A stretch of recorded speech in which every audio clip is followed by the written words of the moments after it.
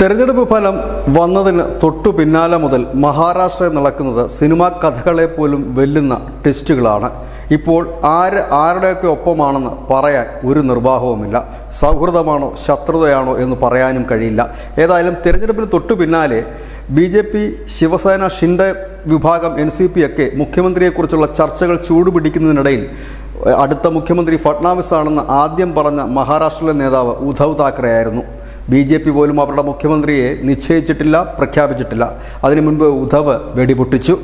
ഇപ്പോൾ ഏറ്റവും ഒടുവിൽ പുറത്തു വരുന്ന വാർത്ത കഴിഞ്ഞ ദിവസം ഫട്നാവിസ് പറഞ്ഞ ഒരു കാര്യമാണ്. ഉദ്ധവ് തൻ്റെ ശത്രുവല്ല, സുഹൃത്താണ്.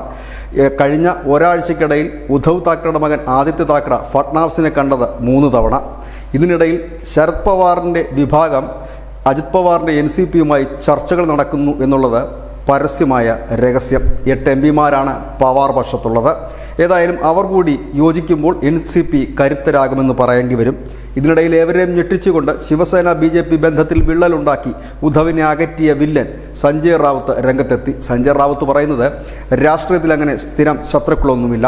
ഞങ്ങളുടെ ഏറ്റവും വിശ്വസ്തരായ സഖ്യകക്ഷി BJP ആയിരുന്നു. അവർ ഞങ്ങളെ തള്ളിക്കളഞ്ഞപ്പോഴാണ് ഞങ്ങൾക്ക് പോകേണ്ടി വന്നത്.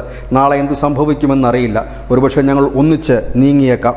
ഏതായാലും മഹാരാഷ്ട്രയിൽ ഇപ്പോൾ അടുത്ത് തന്നെ തദ്ദേശ തെരഞ്ഞെടുപ്പാണ്. അതിനുള്ള ഒരുക്കത്തിലാണ് ശിവസേന. ഉദ്ധവ് വിഭാഗം പറയുന്നു ഒറ്റയ്ക്ക് മത്സരിക്കുമെന്ന്. കോൺഗ്രസും ഒറ്റയ്ക്ക് മത്സരിക്കാൻ തയ്യാറെടുക്കുകയാണ്. ഇതിനിടയിൽ ഷിൻഡെ പക്ഷത്തേക്ക് ഉദ്ധവ് എത്തുമോ എന്നുള്ളതാണ് ഏവരും കാത്തിരിക്കുന്ന കാഴ്ച. ഏതായാലും മഹാരാഷ്ട്രയിൽ കോൺഗ്രസ് തനിച്ചാകുമോ പ്രതിപക്ഷ ബെഞ്ചിലെന്നറിയാൻ അധിക ദിവസങ്ങളൊന്നും കാത്തിരിക്കേണ്ടി വരില്ല എന്നാണ് മറാത്തി പത്രങ്ങളും പറയുന്നത്. News desk, news India Malayalam.